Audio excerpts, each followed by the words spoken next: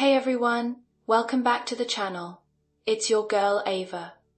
Today we're looking at a woman who woke up from a literal nightmare, fresh out of a C-section, only to find her husband and his little sidekick trying to steal her newborn.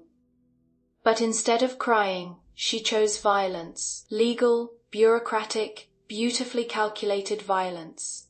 Let's get into it. The anesthesia had completely worn off.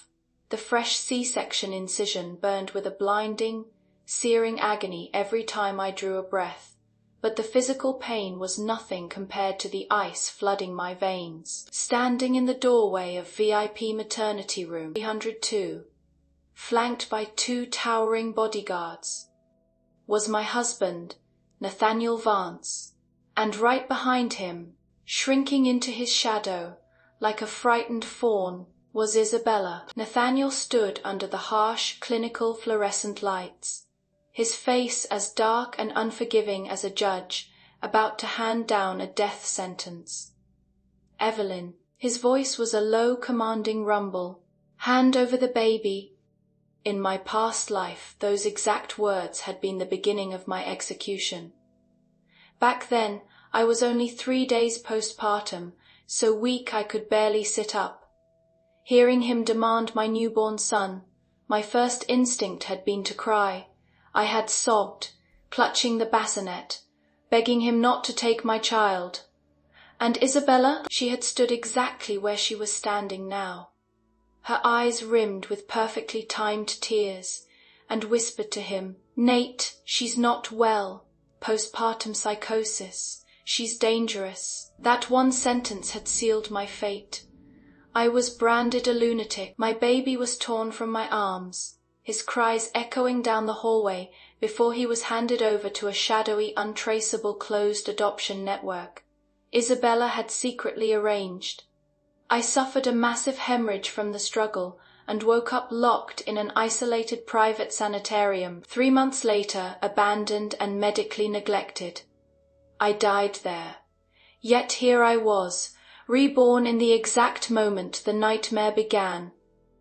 Nathaniel was still standing at the door, expecting my usual desperate compliance. Isabella was still behind him, her eyes already pooling with fake sympathy, acting as though she were the victim in a room where I was the one bleeding. She was his childhood sweetheart, the woman he had fiercely protected for years. I was his wife, the mother who had just been sliced open to birth his heir, yet she stood there looking more entitled to my child than I was. I stared at them in dead silence for 2 full seconds. Then I calmly reached out and pressed the red call button on the side of my bed. Within seconds, the night nurse pushed the door open, her eyes widening at the imposing men blocking the entrance. "Room 302. Is everything all right?" I didn't look at Nathaniel. I pointed a trembling but steady finger toward the doorway. "Call 911, I said, my voice shockingly clear. "Tell them a group of unauthorized individuals is attempting to kidnap a newborn at 2 in the morning. The room went dead silent. The nurse froze, her hand hovering over the door handle. Isabella's breath hitched, her carefully constructed mask of pity slipping for a fraction of a second. Nathaniel's brow furrowed into a deep, furious V. "Evelyn, what the hell is wrong with you? Are you out of your mind?" I gave a short, hollow nod. "If you genuinely believe I've lost my mind, I suggest you book me a psychiatrist. But for what you're doing right now, I suggest you call a defense attorney." The nurse cleared her throat, nervously stepping between the bed and the door. Nathaniel's face darkened with rage. He took a heavy step into the room, his towering frame meant to intimidate. The nurse instinctively held up a hand. "Sir, this is a restricted maternity wing. Unauthorized personnel cannot enter without clearance." Nathaniel shot her a look cold enough to freeze water. "I am the child's father. Even a father doesn't have the right to storm a postpartum recovery room at 2 a.m. with hired muscle," I interjected. I leaned back against the pillows, a cold sweat breaking out on my forehead, but my gaze never wavered. Furthermore, as of this moment, I do not recognize your authority to play that role. Nathaniel's head snapped toward me. His eyes widened slightly. It was probably the first time in our entire marriage I had ever spoken to him with such absolute, icy defiance. His hand, which had been reaching for the bassinet, stopped mid-air. "Evelyn, don't speak to me like we're on good terms." I cut him off. He stiffened, completely thrown off balance. Sensing his hesitation, Isabella immediately stepped forward, closing the distance. "Nate is just worried about the baby. Worried about the baby." I shifted my gaze to her. "So he brings bodyguards to a maternity ward in the middle of the night. Is this how the Vance family expresses paternal love? Because legally, this looks a lot like a felony." Isabella's face drained of color. Her mouth opened, but she couldn't find a single word to counter the sheer hostility radiating from the bed. Behind Nathaniel, the two bodyguards suddenly found the linoleum floor fascinating, shifting uncomfortably on their feet. Nathaniel's jaw clenched. "Evelyn, stop this. Looking out for me." "Fine," I nodded reasonably. "Then tell her to produce her medical license, because unless she's a board-certified physician, this isn't looking out for me. It's harassment." Tears instantly spilled over Isabella's lashes. "Nate, I knew she would misunderstand me." Nathaniel looked at me, his expression hardening into pure disgust. "Look at yourself. Look at how you are acting.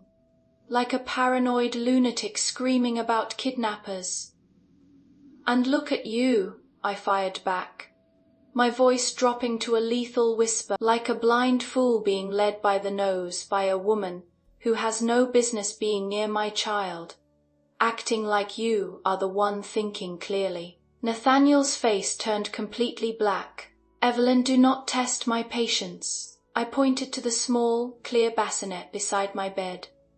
My baby was sleeping inside, a tiny, fragile bundle, his chest rising and falling softly. "The baby stays right here," I stated, my eyes locking onto my husband's. "If you dare take him without my explicit, written authorization tonight, I promise you, by tomorrow morning, the entire East Coast will know the heir to the Vance Empire was arrested for kidnapping a newborn at 2 a.m. You can tell the press you are the father. You can tell them you are the King of England. You'll still be doing it from an interrogation room." Nathaniel stared at me, utterly paralyzed. He wasn't used to this. In the past, the moment he frowned, I would scramble to explain myself, desperate for his approval. But tonight, I didn't care what he thought. I only cared about watching his arrogant sense of control shatter. Isabella realized she was losing her grip on the situation. She quickly wiped her tears, her hand diving into her designer handbag. "Evelyn, I know you hate me," Isabella said, her voice trembling with perfectly calibrated sorrow as she pulled out a crisp manila folder. "But I can't just stand by and watch something terrible happen to this innocent child." She handed the folder to Nathaniel. "This is a psychological risk assessment provided by a top specialist," Isabella whispered, making sure the nurse could hear her. The doctor said, "Evelyn's current mental state is highly unstable. Leaving the baby with her right now is a severe safety risk." He flipped it open, his eyes scanning the document. As he read, the hesitation in his posture vanished, replaced by a cold, righteous anger. He looked up at me, the document in his hand like a weapon. "Well, Evelyn," Nathaniel said, his voice dripping with icy "what exactly do you have to say for yourself now?" In my past life, this was the exact moment I broke. I had screamed. I had sworn I wasn't crazy, and the louder I fought, the crazier I looked. But this time, I didn't scream. I didn't cry. I didn't even reach for the paper. I just smiled, a cold, predatory curve of my lips, and turned my eyes to Isabella. "Which hospital issued that?" I asked, my voice eerily calm. Isabella blinked, her perfectly timed tears momentarily stalling. "What? Which doctor signed it? What was the exact date and time of the evaluation? Under what HIPAA provision was it released to a third party?" I fired the questions in rapid succession, my gaze pinning her to the spot. "And most importantly, Isabella, how did a specialist conduct a psychiatric evaluation on me without my knowledge or consent?" Oh, honey, Isabella really thought. She ate with that crisp manila folder. Didn't she? Bringing a fake doctor's note to a literal hospital is next-level delusional. Evelyn didn't just read her, she audited her.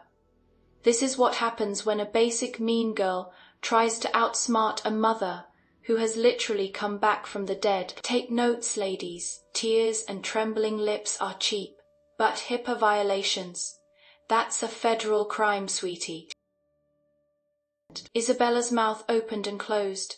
"Evelyn, you are so agitated right now. I was just afraid." "Don't be afraid," I interrupted, my tone slicing through her fake whimpers like a scalpel. "Give me the doctor's phone number right now. I'd love to ask him how he managed to diagnose my postpartum psychosis via telepathy." Isabella's face drained of color. She looked helplessly at Nathaniel. Nathaniel frowned, his grip on the folder tightening.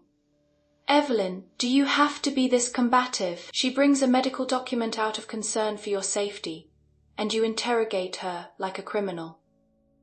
She shows up at 2 a.m. with a piece of unverified paper to justify kidnapping my newborn, and you call it concern. Your definition of fairness is incredibly selective, Nathaniel." Nathaniel's jaw clenched. For the first time, he actually looked down at the paper he was holding. I watched his eyes scan the page, waiting for the realization to hit him. "Notice anything interesting about the date?" I asked softly. He checked the top corner of the document. The date printed there was from the day before I went into labor. I let out a dry, mocking laugh. Fascinating. I hadn't even given birth yet, but this so-called specialist already diagnosed me with postpartum psychosis. "Tell me, Isabella, did this doctor go to medical school, or did he major in clairvoyance?" The room fell dead silent. The night nurse leaned over, squinting at the document in Nathaniel's hand. Her professional demeanor hardened. "Mr. Vance, this document was not issued by our facility. There is no hospital stamp, no attending physician's signature, and no patient consent form attached. Medically and legally, this cannot be used as grounds to remove a newborn from the mother's care." Isabella panicked. "It's not from here. Nate hired a private specialist too." "Where is he?" I demanded. "Bring him here. If he can medically prove I'm a danger to my child, I will gladly submit to a full psychiatric hold, but until he walks through that door." I locked eyes with Isabella, my voice dropping to a lethal whisper. "If you utter the words mentally unstable one more time, I will add a defamation lawsuit to your attempted kidnapping charge." Isabella's tears hung on her lashes, unsure whether to fall. For the first time tonight, Nathaniel didn't immediately rush to defend her. He stared at the date on the paper, a faint crease of doubt forming between his brows. Seeing her primary weapon neutralized, Isabella's breathing hitched. She bit her lip, her eyes darting frantically before she reached into her bag again. "Evelyn, if you are going to force the police into this, then I have no choice but to reveal the truth." Her voice trembled violently as she pulled out a second document. My heart turned to ice. "Here it comes." I knew exactly what that paper was. In my past life, This was the kill shot. This was the piece of paper that made Nathaniel look at me not just with anger, but with absolute, venomous hatred. Isabella handed the new file to Nathaniel. "Nate, the baby isn't yours." Nathaniel froze. He slowly took the file. Isabella looked at me, her eyes brimming with a sickening mix of triumph and fake sorrow. I didn't want to say it, but with Evelyn acting so erratic, we can't let a child of unknown origins remain in this environment. Nathaniel stared at the test results. The harsh fluorescent light caught the sudden trembling of his knuckles. He looked up at me, his eyes dark with a terrifying, suffocating betrayal. He looked at me like I was a piece of trash that had tainted his bloodline. In the past, I had sobbed. I had sworn on my life I had never touched another man tonight. I didn't even shift my posture. "Who collected the sample?" I asked. Isabella froze. "What?" I asked. "Who collected the sample?" I repeated, leaning back against the pillows, ignoring the searing pain in my abdomen. "Who submitted it to the lab? Who signed the chain of custody forms?" "My son is 3 days old. Aside from the nurses changing his diapers, he hasn't left this secure ward. So whose DNA?" Isabella's tears finally stopped. She swallowed hard. The focus isn't the sample, Evelyn, it is the result." "Wrong."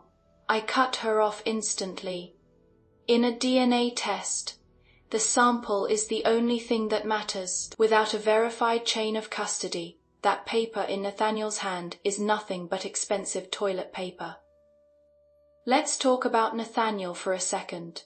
A billionaire CEO who negotiates mergers before breakfast, but he's ready to disown his own flesh and blood over an anonymous printout handed to him by a woman who isn't even family. Men will literally believe a CVS receipt if it strokes their ego or gives them an out. Evelyn calling it expensive toilet paper is the exact energy I live for. She didn't defend her virtue. She attacked his boardroom logic. Brutal. I turned to the nurse. "Nurse, please verify the system.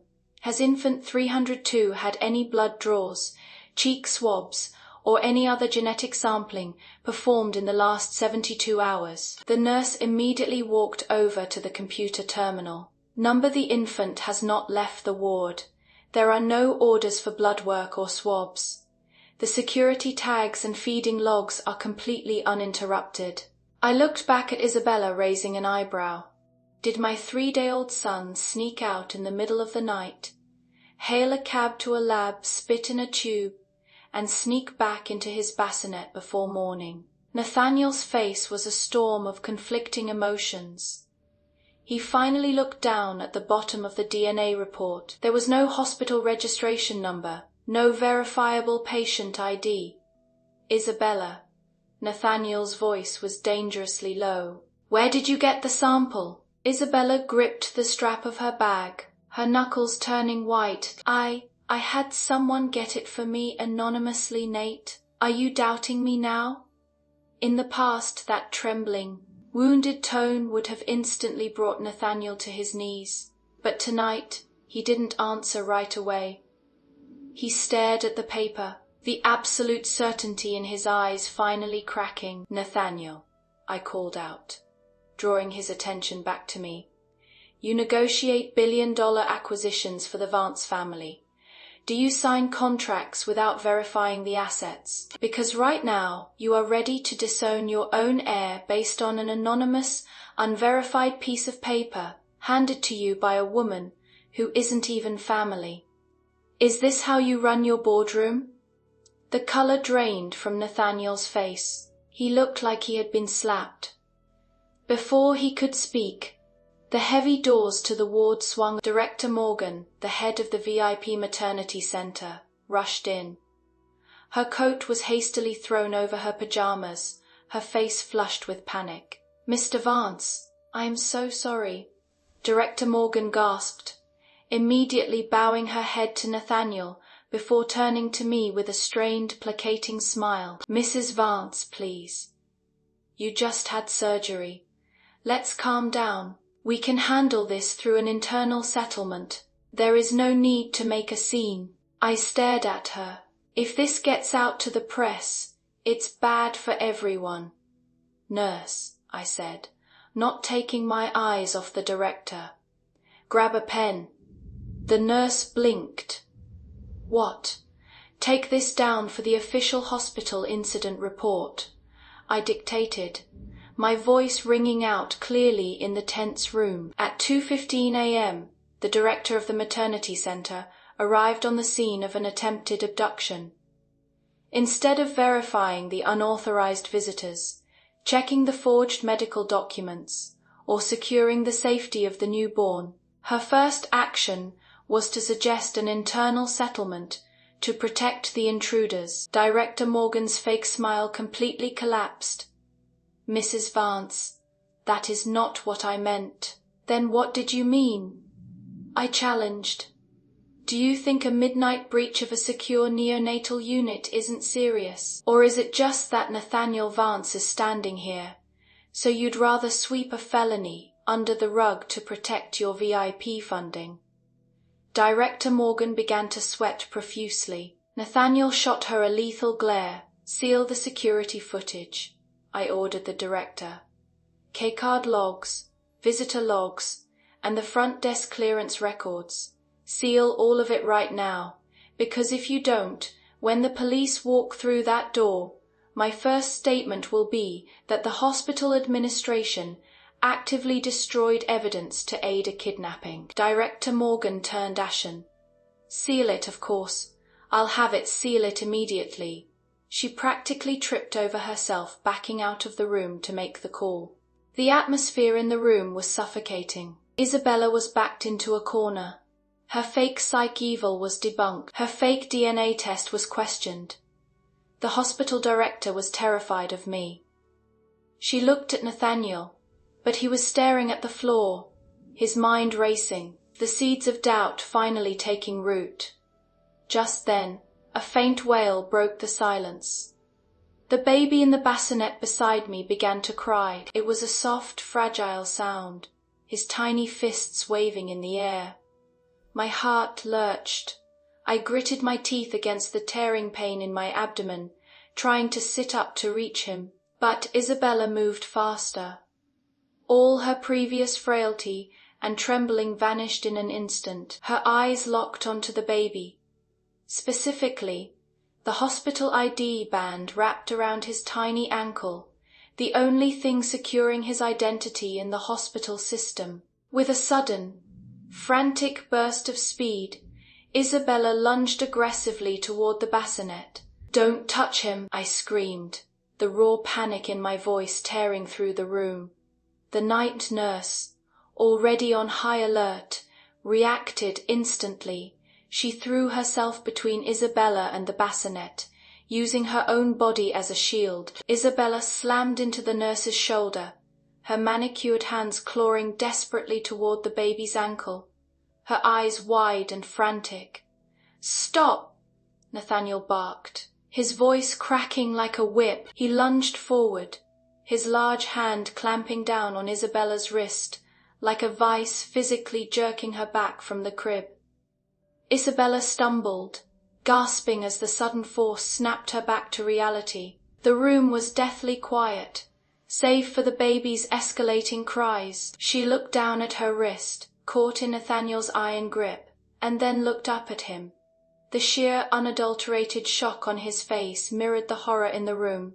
This wasn't the delicate, fragile woman he had protected for years. The way she had lunged, feral, desperate, violently bypassing a medical professional, was impossible to explain away as gentle concern. Realizing her catastrophic mistake, Isabella's eyes instantly welled with tears. Her voice dropped back to that breathy, victimized whisper. "Nate, you are hurting me." Nathaniel's jaw tightened, but he didn't let go immediately. He stared at her, his chest heaving. Isabella turned her tear-streaked face to me. "Evelyn, Why are you doing this? I heard the baby crying, and I just wanted to help soothe him. Why do you always assume the worst about me? Soothe him. I let out a harsh, incredulous laugh, my hands shaking, as I finally managed to pull my crying son into my arms. You tried to soothe a 3-day-old infant by tackling a nurse to get to him. Tell me, Isabella, do you usually sprint like a linebacker when you want to comfort a child? The nurse shot Isabella a look of pure disgust, subtly adjusting her stance to block any further access to my bed. Isabella choked on a sob, her face flushing a deep, ugly red. Evelyn, you are being paranoid. You are trying to turn everyone against me because you are hiding something. Hiding something. I sneered, the adrenaline masking the agonizing burn of my stitches. I'm the one demanding the security footage be sealed. I'm the one asking for the chain of custody on your fake DNA test. People who are hiding something don't beg for the authorities to show up. Isabella, they usually try to sneak out. Isabella's breath hitched. Right on cue, the heavy sound of boots echoed down the hallway. 2 uniformed NYPD officers strode into the room, their hands resting cautiously on their duty belts. The lead officer, a tall man with a no-nonsense expression, took one look at the 2 massive bodyguards, Nathaniel's tense posture, and me clutching my newborn in a hospital bed. NIPD, we received a 911 call regarding an attempted abduction, the officer announced, his voice cutting through the tension like a knife. Who made the call? I did, I said, my voice steady despite the exhaustion threatening to pull me under. I am Evelyn Vance, the patient in this room. These individuals bypassed hospital security at 2 a.m. and attempted to remove my newborn son without my consent. Isabella immediately stepped forward, her hands raised in a placating gesture. Officer, please. There's been a massive misunderstanding. That man is Nathaniel Vance, the child's father. We're here because the mother is suffering from severe postpartum psychosis. We were just trying to ensure the baby's safety. I looked at the officer. Notice how she's diagnosing me again. The officer turned to Isabella, his eyes narrowing. Are you a licensed physician, ma'am? Isabella froze. And no, but I have a psychological evaluation from a specialist. A specialist who evaluated me the day before I gave birth, without ever meeting me. I interjected smoothly. I believe the document she handed my husband is fraudulent, intended to justify an illegal removal of a minor. The officer held out his hand to Nathaniel. Sir, hand over the document. The officer scanned the page, his brow furrowing when he saw the date and the lack of hospital authorization. He pulled a plastic evidence bag from his pocket and slipped the file inside. Isabella's face went chalk white. She looked at Nathaniel, her voice trembling. Nate, say something. Tell them. I'm just trying to help. Nathaniel looked at her. He looked at the evidence bag. Then he looked at me, holding our son protectively against my chest. Isabella. Nathaniel's voice was dangerously quiet. Where did you get the DNA sample? Isabella flinched as if she'd been struck. Nate, I told you. It was anonymous. Stop lying, I snapped. My patient's entirely gone. You didn't get it anonymously. You got it from inside this hospital, because you've been here before. Isabella's eyes widened in sheer panic. That's a lie. I haven't been here. Really. I tilted my head. Officer, I formally request that the hospital's security footage from last night be reviewed. I believe this woman has been stalking the maternity ward to illegally obtain my child's medical information. Isabella's facade completely shattered. You are bluffing. You have no proof. Just then, Director Morgan scurried back into the room, clutching a tablet to her chest. She looked terrified, her eyes darting between the police and Nathaniel. "Director," the officer said sharply, "do you have the security footage?" Director Morgan swallowed hard and nodded. She handed the tablet to the officer. "Yes, footage from the staff service elevator, last night at 9:42 p.m. The footage was grainy, but clear enough. A woman wearing a medical mask, a baseball cap, and an oversized grey trench coat was seen swiping a keycard to enter the restricted neonatal corridor. She kept her head down, avoiding the main cameras, but as she reached out to swipe the card, the sleeve of her coat slipped back. Gleaming under the harsh hallway lights was a very distinct, custom-made pearl and diamond bracelet. The officer paused the video and zoomed in on the wrist. He then slowly lowered the tablet and looked directly at Isabella's right arm. Resting delicately against her skin was the exact same pearl and diamond bracelet. The silence in the room was deafening. Nathaniel stared at the screen, then down at Isabella. The blood drained from his face, leaving him looking hollow, as if the reality he had believed in for years was crumbling around him. "Isabella," Nathaniel breathed, his voice laced with a horrifying realization. "You were here last night?" Isabella instinctively grabbed her wrist, trying to hide the bracelet. But it was too late. "Nate, I can explain. I was just checking on her. I was worried." "Worried?" I laughed, a sharp, bitter sound. "So worried you wore a disguise and snuck in through the staff entrance. Tell me, do they not allow concern through the front lobby?" The officer turned to Director Morgan. "If this is a restricted area, whose keycard did she use to get in?" Director Morgan looked like she was about to pass out. "We checked the system logs. The card belongs to Brenda Wilkins, one of the night shift nurses." "Bring her here," the officer ordered. "Now."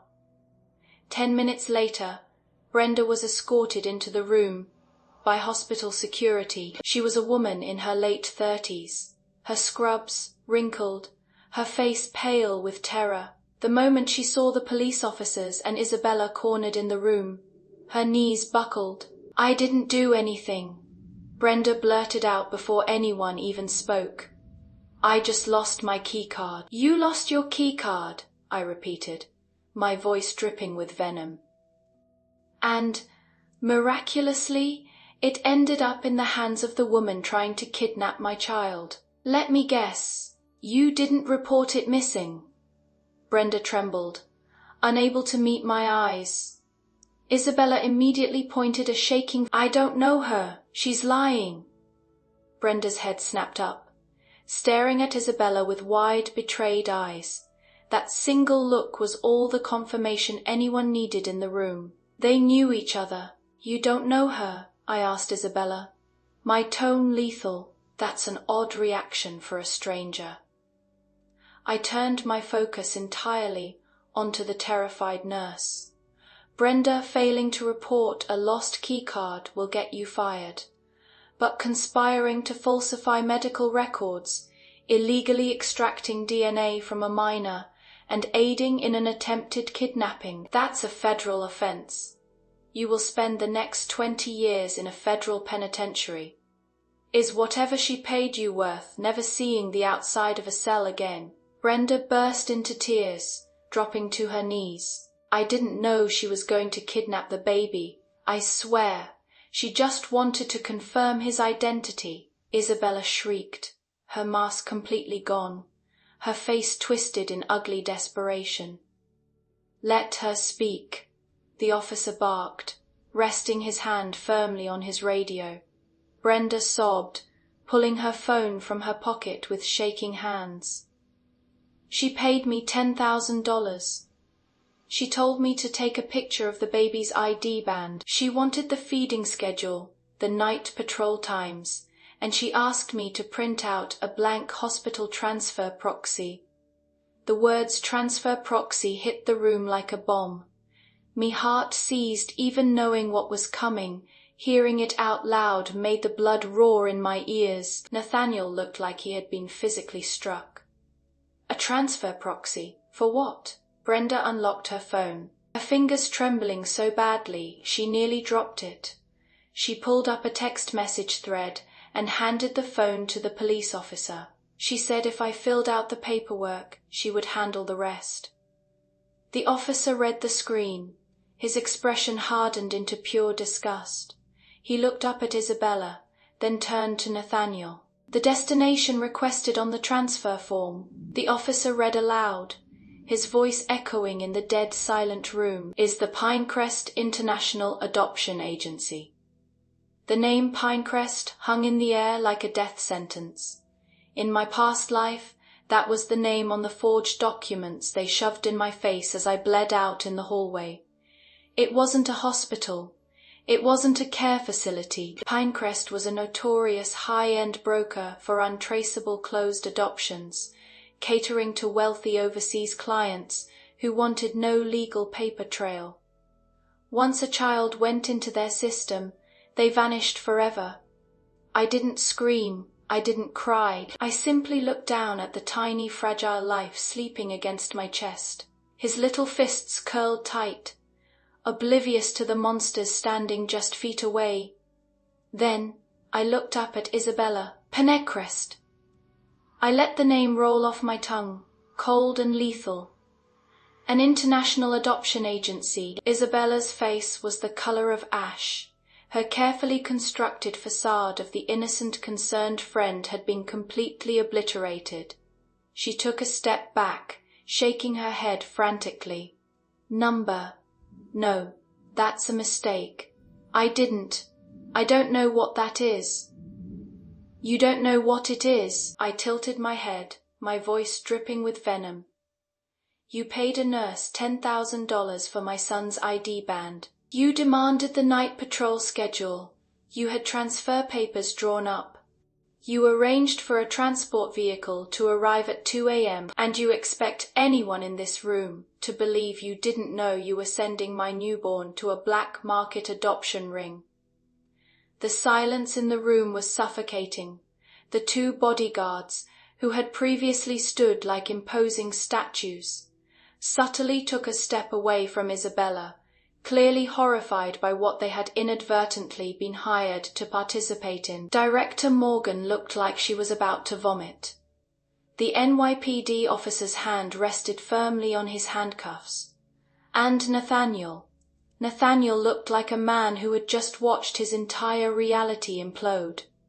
He stared at Isabella, his eyes wide, his breathing shallow and erratic. The woman he had defended for years, the woman he had chosen to believe over his own wife, had just been exposed as a predator plotting to traffic his heir. Isabella. Nathaniel's voice was barely a whisper, hoarse and trembling with a rage so profound it seemed to shake his massive frame. Why? Isabella spun toward him, her eyes wild with panic. Nate, you have to believe me. I was trying to protect you. She's crazy. The baby isn't yours. I was just trying to remove the problem before it ruined the Vance family name.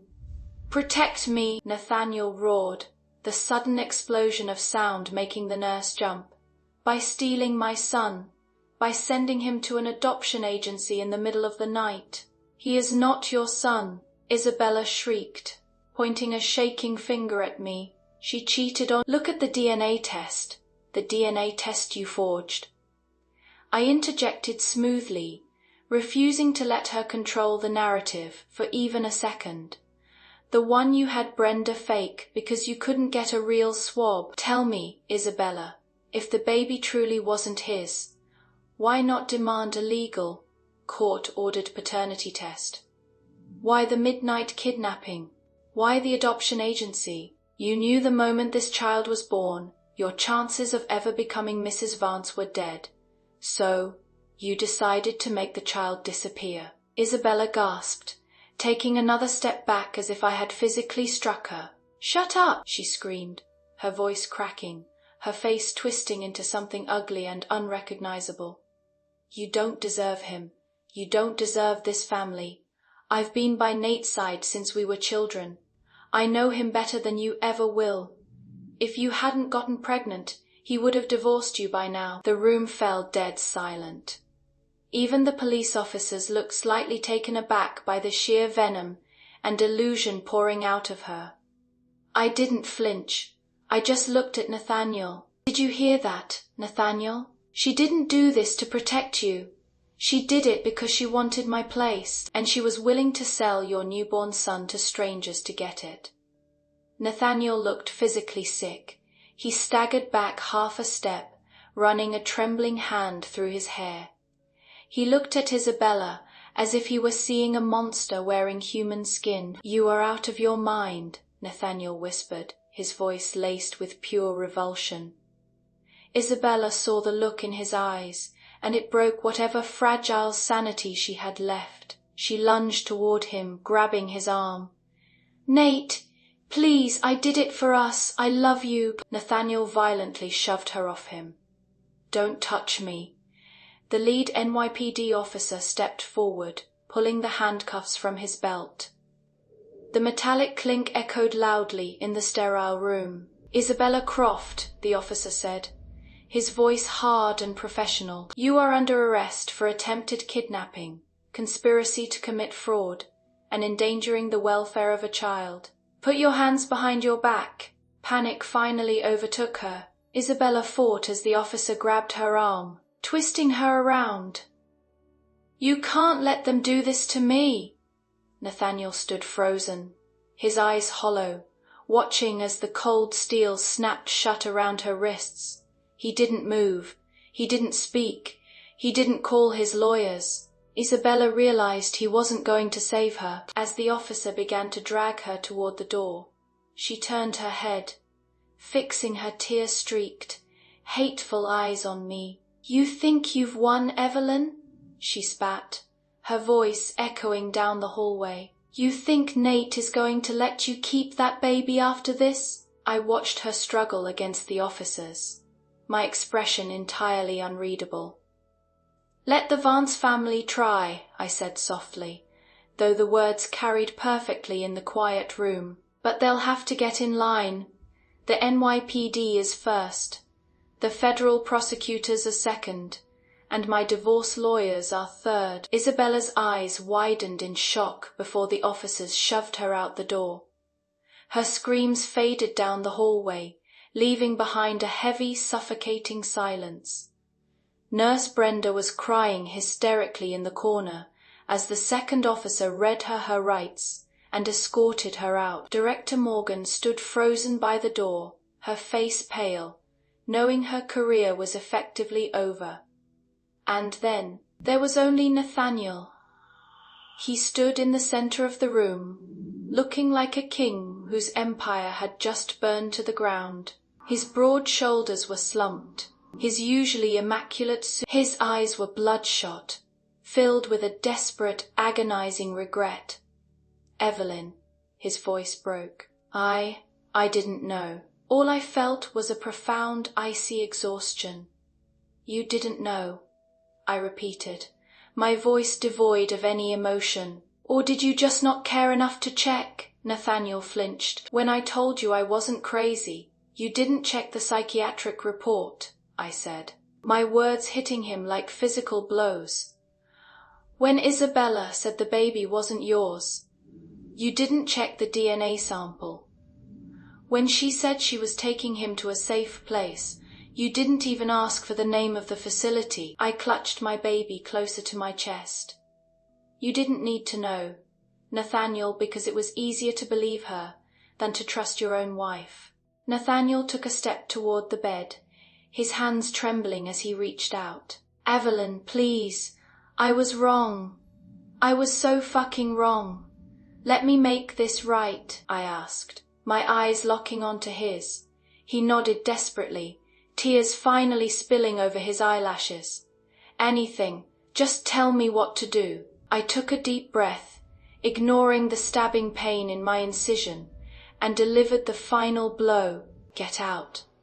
Nathaniel froze. "What? Get out of my room," I stated, my voice as cold and unyielding as steel. Tomorrow morning, my lawyers will serve you with divorce papers. I am filing for sole physical and legal custody of this child. I am also filing a temporary restraining order against you, effective immediately, based on your involvement in tonight's attempted abduction." The color completely drained from his face. "Evelyn, no. You can't do that. He is my son. You can't take my son away from me. You lost the right to call him your son the moment you walked through that door with bodyguards to take him from me," I said. I looked at the nurse, who was still standing protectively near the bed. "Nurse, please have hospital security escort Mr. Vance off the premises. If he refuses, call the police back." Nathaniel stared at me, his chest heaving, his world shattering piece by piece. He opened his mouth to argue, to beg, to use his power to force me to listen. But he looked at the cold, dead emptiness in my eyes, and he knew there was nothing left to salvage. He slowly backed away, his eyes. The sterile quiet of the hospital room the next morning felt entirely different from the terrifying silence of the night before. Sunlight streamed through the blinds, casting a warm glow over the bassinet. I sat up slowly, the burning in my abdomen finally dulling to a manageable ache, and watched my son breathe. His tiny chest rose and fell in a steady, peaceful rhythm. He was safe. I had actually kept him safe. A timid knock at the door broke my focus. Director Morgan slipped into the room, looking as though she hadn't slept a wink. Her usually immaculate hair was frizzy, and the dark circles under her eyes betrayed her sheer panic. "Mrs. Vance," she began, her voice trembling with forced professional politeness, "I wanted to personally assure you that the hospital is taking full responsibility for last night's incident. We are completely overhauling our security protocols. I didn't look away from my baby. Taking responsibility how? Exactly?" Director Morgan swallowed hard. "We will, of course, waive all medical fees for your stay, and we are prepared to offer a generous compensation package for the emotional distress." "Stop." I finally turned my head, pinning her with a dead, hollow stare. "I don't want your money, Director." She blinked, confused. "My signature." "I want a fully documented incident report," I stated, my voice leaving absolutely no room for negotiation. "I want it to state that unauthorized personnel bypassed your security. I want it noted that a forged medical document was presented on your premises, and I want it explicitly written that you, the director, initially attempted to cover it up with an internal settlement. You will sign it, and you will hand it to my attorney before I discharge." Director Morgan looked like she was going to be sick. "Mrs. Vance, if I put that in writing, the board will terminate me. And if you don't," I replied smoothly, "my lawyers will subpoena the security footage, drag this hospital into a federal lawsuit for aiding an attempted kidnapping, and the press will ensure you never work in healthcare again. Choose." Her shoulders slumped in total defeat. The corporate shield she had hidden behind was completely shattered. "I'll have the paperwork drafted immediately," she whispered, backing out of the room. I was packing my overnight bag when a sleek, silver-haired man in a tailored suit walked into my room. I recognized him instantly. Arthur Sterling, the Vance family's senior legal counsel. He was the man who made the Vance family's scandals disappear. "Evelyn," Arthur said smoothly, offering a practiced, sympathetic smile. "The family is deeply disturbed by the events of the other night. Nathaniel's parents have asked me to step in. We want to handle this quietly. We can't have the Vance name dragged through a public custody battle or associated with Isabella's criminal charges. In my past life, the mere presence of the Vance family lawyer would have terrified me into submission. But today, looking at his arrogant, presumptive stance, I only felt a cold amusement. "Arthur," I said, zipping my bag shut with a sharp clack, You can tell the Vance family board that their name was dragged through the mud the second their golden boy brought a kidnapper into a maternity ward. Arthur's smile tightened. Evelyn, be reasonable. You are going up against an institution. If you push this to court, the family will use every resource to prove you are unfit. Let them try, I laughed, stepping right into his personal space, watching the micro-expression of shock flicker across his seasoned face. I have the police reports. I have the sealed security footage. I have the confession of the nurse they bribed. If the Vance family wants to go to war over this, I won't just take Nathaniel's custody rights. I will take the company's stock price down with him. Tell them to bring their checkbooks.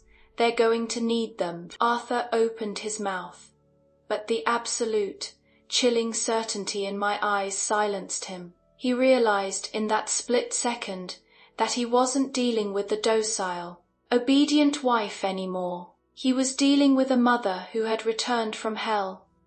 He gave a stiff nod and left. I held my baby tightly against my chest, wrapped in a soft cashmere blanket, as the elevator descended to the ground floor.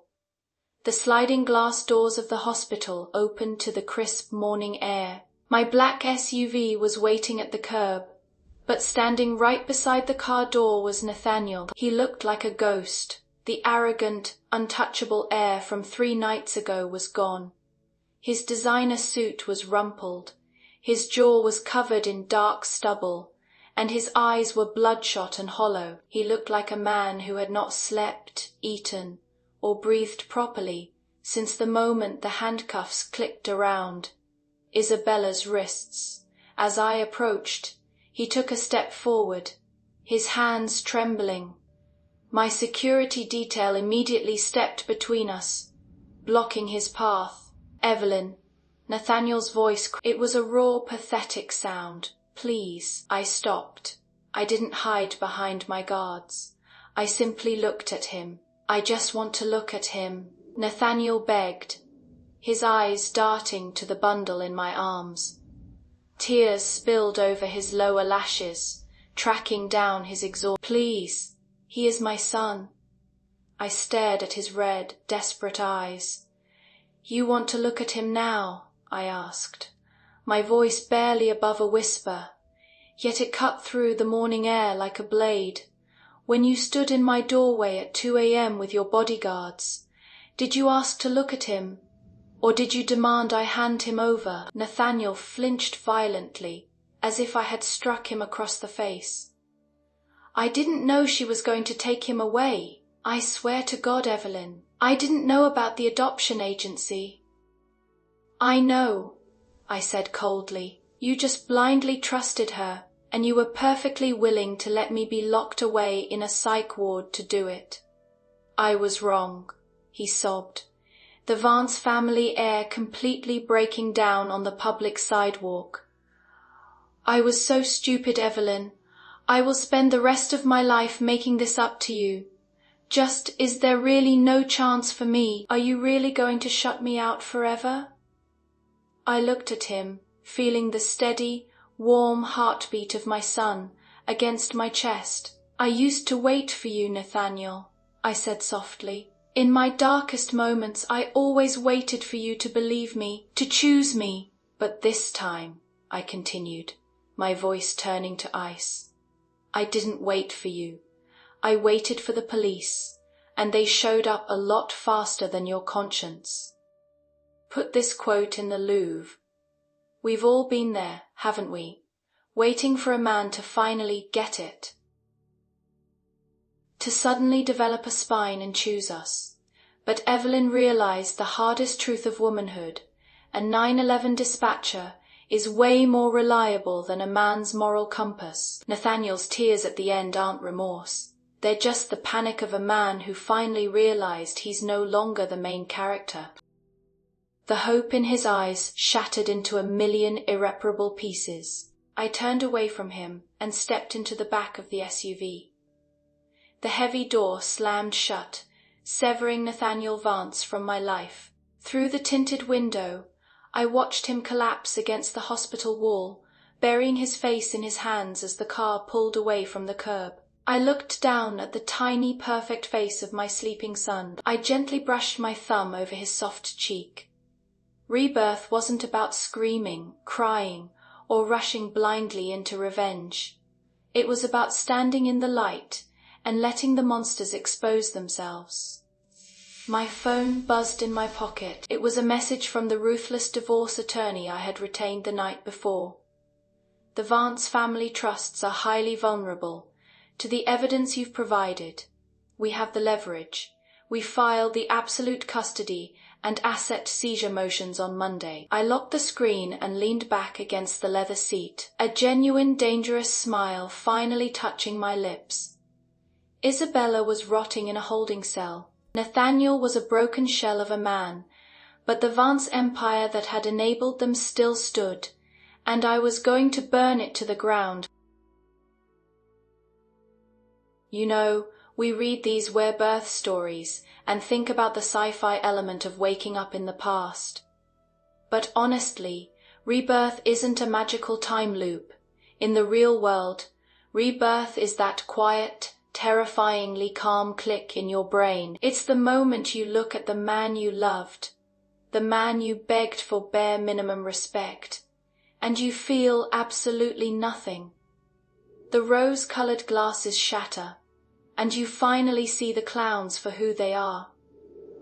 Nathaniel is the poster child for weaponized incompetence. The classic I didn't know guy. He outsourced his thinking and his morality to a woman who desperately wanted his wife's life. He enjoyed having two women fight over him, right up until the moment it required him to take accountability. And when the bomb went off, he wanted a cookie for finally feeling sorry. No, babe. Apologies don't fix attempted. She is my absolute hero today. She didn't scream. She didn't throw things. She didn't try to prove her innocence to people committed to misunderstanding her. She just sat back, asked for the receipts, and let the trash take itself out. She weaponized their own arrogance against them. That is the ultimate glow-up. You don't heal by getting them to love you. You heal by making them irrelevant. So, I have to ask you guys, have you ever had that click moment, that exact second where you stopped waiting for an apology and just called the metaphorical or literal police on a toxic relationship? Drop your stories in the comments below. Let's sip some tea and celebrate the boundaries we've built. Don't forget to like and subscribe, and I'll see you in the next story. Stay ruthless, ladies.